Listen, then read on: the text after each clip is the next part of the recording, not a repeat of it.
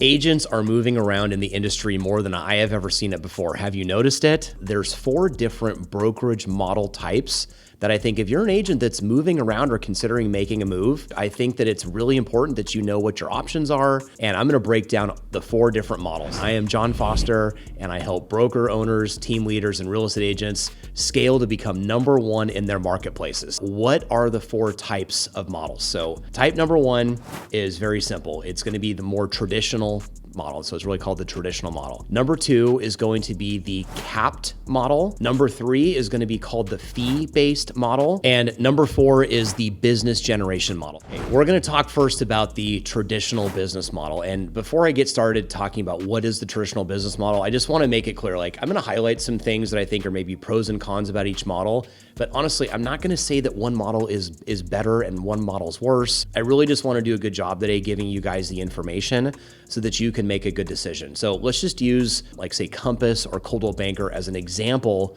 of a traditional model. These are what's called non-capped models. So what does that mean? Non-capped means that, let's just say, like, the brokerage split, let's say, is 85% to the agent and 15% to the broker. And that can change. It could be 70-30, it could be 80-20. Whatever portion's going to the broker, there's not an annual cap. So for example, capped model would be like it's 80-20 until 16,000 is paid to the broker, and then the agent goes to 100%. So these are non-capped models, and companies like, I have friends at Compass and friends at Coldwell Banker. Those types of brokerages are going to provide, you need to see it as value so that you're going to be able to attract the type of consumer in your marketplace at your price point that you're looking to attract. Just understand that, let's say you're selling $2 million homes, right? The brokerage, there's not going to be a cap there. So every single sale that you make, that percentage will continue to go to the brokerage as long as you're selling real estate. So again, I'm not saying that's a bad thing. It's just really important to understand, what that model looks like. The next model we're going to talk about, I'm just going to say is my favorite model. It's the capped business model. So it's company like I'm at right now, eXp Realty, and it's really quite simple. It's 80% to the agent, 20% to eXp Realty, until the agent caps at $16,000 a year to eXp Realty. The agent goes on to then take 100% of the commission. Now, eXp and just about any other capped model, there's going to be like maybe an E&O fee, a broker review fee, transaction review fee, whatever it is that will take place at each closing, but the actual percentage of the commission, it will cap at $16,000. So the biggest evolution to our industry, I would say, with the capping model, and I'm going to highlight eXp Realty because they've really rocked the boat in a good way, and that's why we're at basically 90,000 agents now by offering 2 things within that cap model. So it's ownership opportunities for the agents, earning stock, number 1, and number 2, the ability to earn revenue share. So being a capped model and then adding those 2 components to that capped model has truly allowed eXp Realty just to skyrocket into the levels of success that they're at right now. Okay, so it's just really important that you also understand that with capped models, want to make this as easy to understand as possible, but understand that some brokerages are franchises and some are not. So eXp Realty is not a franchise. Okay, there's not individual offices owned by individual people. So let's look at a company, say like Century 21 or Remax or Keller Williams. So these are also capped models, but keep in mind those other models that I just mentioned, there's also a franchise fee. So I hear some agents go, I'm on 100%. I go, well, is it a franchise? And let's say it is. There's probably going to be like a 4 to 7% franchise fee. So if they say, hey, I'm on 100%, it's so funny. I had an agent tell me one time, I gave myself a pay raise by leaving eXp Realty and going to Century 21. And I'm like, okay, well, there's like a 7% or 6% franchise fee on each transaction. So even when you've capped, which is true, you would still cap, there's still a 6 or 7% franchise fee that's going to go to that brokerage. So again, I'm not saying this is not better or worse or, one model is the only model. It's just to understand what the different models look like. So the third type of business model is called fee-based, and this is oftentimes referred to as like a flat fee shop or a flat fee brokerage or 100% commission brokerage. There's typically on a fee-based brokerage, there's very little support. I'm not saying there's no support, but the brokerage just doesn't have the financial ability to offer what a lot of the capped brokerages and the traditional brokerages are offering to their agents just purely because of the financials. They're not charging the agents enough to justify, let's say, like a luxury program, or, some inside sales agent, a marketing component to it. There's some agents that they say, you know what, I'm part-time.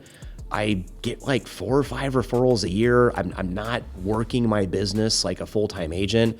I just need a place to hang my license in the 4 or 5 homes I sell per year. I'm just gonna hang my license at a fee-based brokerage, collect the commission, which they're gonna get the lion's share of the commission. I'm not doing geographic farming. I don't need marketing support. Fee-based models can be great for that. If you're in a position where you're not doing a high volume, or you're just like a referral type of an agent, those can be great options for you. Okay, the 4th type of brokerage model is called business generation, the business generation model, if you will. Best example of that as I can give you is Redfin. And Redfin has done a great job of, creating basically a beautiful website. If you talk to a buyer, you meet them in an open house, hey, how'd you find out about the open house today? They're probably gonna say either Zillow or Redfin. So props to Redfin, they've done a great job of creating a great website that generates a lot of traffic, and in turn, they give that traffic to the agents in their brokerage. They have like referral agents as well, but primarily the business model is, I'm gonna build a beautiful website, I'm gonna drive traffic to it, I'm gonna get buyers inquiring that they wanna request a tour, and give those leads directly to their agents. So there's other models besides Redfin, but I think for purposes of this video, Redfin is the most household name around that. The idea behind the business generation model is the brokerage is generating a lot of leads for their agents. Just keep in mind, if you're an agent that is considering a model like that, there's typically going to be a lower, income earning opportunity for the agent. Let's say the Redfin agent sells 50 homes a year. I think if the agent at a capped model also sells 50, again, I'm not saying one model is better than the other.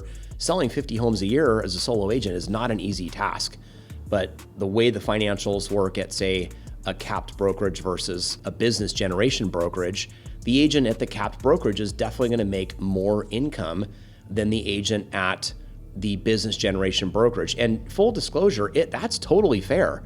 If the agent at the business generation brokerage sold 50 homes, well, more than likely, that agent didn't have to develop or generate any of that business on their own. If you're doing an apples to apples, who made more money? Again, the agent at the capped brokerage that sold 50 homes is always going to make more money, but what was the time, expense, and energy it took that agent to generate those 50 transactions? And again, it could be worth it, it could not be worth it. There's a lot of agents that join business generation type of brokerages that they go, I'm not interested in developing my own business. I just want to take the leads that are given to me.